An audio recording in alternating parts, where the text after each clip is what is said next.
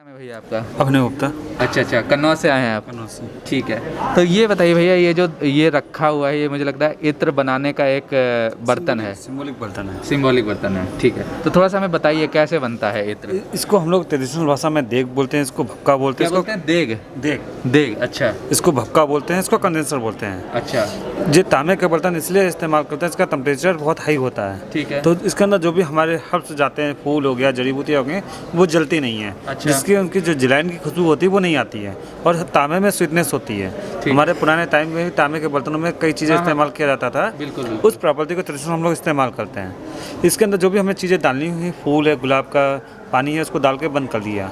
इसके बाद इस कंडेंसर के थ्रू इसके अंदर स्टीम को कलेक्ट करते हैं, अच्छा, और जो रनिंग पानी में बहता है, जो कूलिंग का काम करता है, जिससे जो खुशबू होती है वो इसके बेस ऑयल के ऊपर कलेक्ट हो जाती है, जिसको हम लोग इत्र बोलते हैं। और इसी पद्धति से कन्नौज में 3000 वर्ष पुरानी पद्धति को हम लोग आज भी इसके अंदर जो इत्र होता है उसके साथ पानी का भी कंटेंट आता है। ठीक है। इसको हम लोग कितना भी अलग करने की कोशिश में कुछ ना कुछ कंटेंट रहता है, जिसके लिए हम लोग जो ऊँट की खाल के जार होते हैं, इसकी प्रॉपर्टी अच्छा, होती है। ये ऊँट की खाल का बना हुआ है? ऊँट की खाल के जार होते हैं, इसकी प्रॉपर्टी होती है कि पानी को बाहर निकाल देगा और इसके अंदर ऑयल बचेगा। अच्छा, पानी निकल जाता है इससे? निकल जाता है। सनलाइट में रखिए तो अच्छा। खाली पानी उड़ेगा, ऑयल नहीं उड़ेगा। ठीक है। जिसकी वजह से हम लोग इसको कलेक्ट करते हैं और इसको करीब 6-7 महीने सेम प्रोसीजर धूप में रखना फिर हटाना। अच्छा अच्छा, तब ये बार बार हटाना क्यों पड़ता है? रात में मौसम ठंडा होता है, ओस गिरती है। अच्छा अच्छा, तो ओके, उस हाँ। चीज़ को बचाने के लिए हम लोग जो प्रोसीजर होता है, कितने दिन रखा रहता है करीब धूप में ये?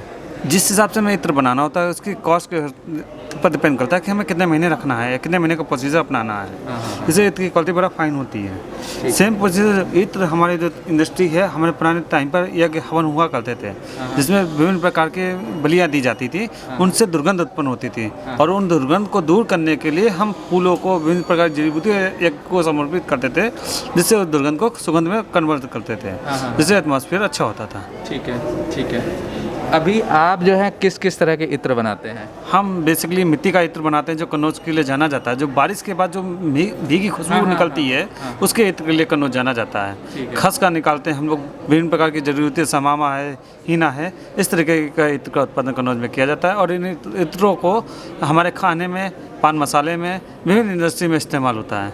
आज हमारे जीवन में जितनी भी चीज़ें जुड़ी हुई हैं, सब कहीं ना कहीं इत्र से जुड़ी हुई हैं। ठीक है ठीक है। तो अभी ये किस किस तरह के इत्र हैं आपके पास? इसमें गुलाब है, बेला है, मोतिया है, मेहंदी है, हीना है, मिट्टी है, इस तरीके के अच्छा, ये मिट्टी वही जो सौंधी खुशबू हो जाती है वो है? जो इस तरीके के इत्रों को हम लोग कलेक्ट करते हैं और इनको इस कांच की छोटी बोतलों में 1 ग्राम, 2 ग्राम या 3 ग्राम करके पैक करते हैं। मिट्टी वाला जरा इत्र दिखाइए, मैं थोड़ा सा जो लोग ये वीडियो देख रहे हैं, तो मैं खुशबू तो नहीं पहुंचा सकता हूं आपके साथ। हाँ ठीक है। जब बारिश की मिट्टी खुशबू आती है, उस खुशबू को हम लोग कलेक्ट करते हैं। ठीक है, बहुत बढ़िया, ठीक है, हाँ ठीक है।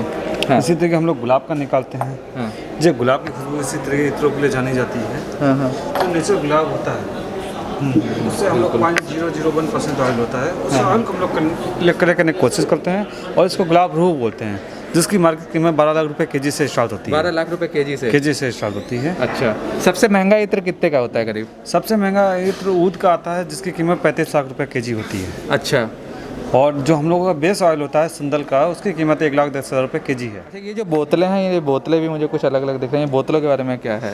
ये बोतलें एक्चुअल ट्रेडिशनल कांच की बोतलों के अंदर हम लोग इसलिए रखते हैं कि देखने में लुकिंग अच्छा लगता है। अच्छा लगता है। और इसको लगाने के लिए एक सिस्टम बन जाता है, इसमें कांच की रॉड होती है, जिसको इजीली लगाया जा सकता है। ठीक है। इससे उसके वेस्टेज को बचाया जा सकता है। ठीक है ठीक है। क्योंकि इतना कॉस्टली आइटम है, अगर उस पर लाइट का रिफ्लेक्शन पड़ता है, वो ऑयल होता है, तो उसकी खूबसूरती कई गुना ज़्यादा बढ़ जाती है। ठीक है ठीक है। अच्छा, ये बताइए भैया मुझे, इत्र लगाने का सही तरीका क्या होता है? कैसे इत्र लगाया जाता है? इत्र लगाने के जैसे आप किसी रोलान को लीजिए, हाँ, इसको रब करिए, ठीक है। और इसको इस तरीके से रब करिए, तो उसकी जो चमक है, तासीर है, हाँ। वो उभर के आएगी। उसके बाद इस तरीके से आप लगा लीजिए। अच्छा, ये कपड़े पर आपसे 8 से 10 घंटे लगातार खुशबू बनी रहेगी। 10 घंटे तक खुशबू बनी रहती है। डीओ आते हैं या जो परफ्यूम आते हैं, उसमें और इत्र में क्या फ़र्क होता है? इत्र नॉन एल्कोहलिक होते हैं, दियो परफ्यूम एल्कोहलिक होते हैं। ठीक है तो आप किसी भी एल्कोहल को स्किन पर डालेंगे जाकर, वो स्किन को नुकसान करेगा जाकर, ठीक है। क्योंकि उसका पीरियड बहुत शॉर्ट पीरियड में आप लगातार इस्तेमाल करते हैं, तो बॉडी इस तरीके से अडॉप्ट हो जाती है। हाँ। इत्र आपका नेचुरल फॉर्म में होता है, जो बॉडी को किसी तरीके का नुकसान नहीं करता है। एग्जाम्पल के रूप में आजकल जितना भी एग्रीकल्चर क्रॉपिंग है, सब पर आपका पेस्टिसाइड इस्तेमाल किया जाता है, और हम लोग उस पेस्टिसाइड को खाते हैं। मतलब भले स्लो पॉइजन में हम लोग बॉडी में पॉइजन ले रहे हैं, वो उस तरीके बॉडी अडॉप्ट हो जाती है।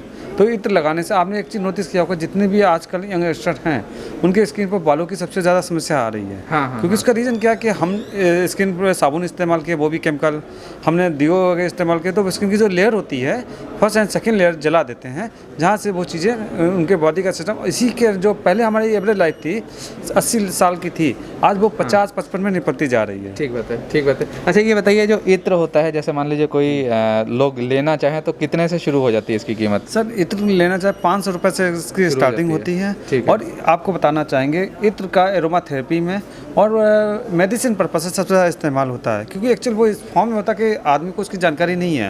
एग्जाम्पल तुलसी ले लीजिए, सबसे अच्छा एंटीबायोटिक है, उसका इत्र हम लोग निकालते हैं, लेकिन तुलसी हर घर में होती है, लेकिन लोग उस तरीके से इस्तेमाल करते हैं। उसका रीज़न भी उसके साथ तुलसी के साथ मरकरी होता है।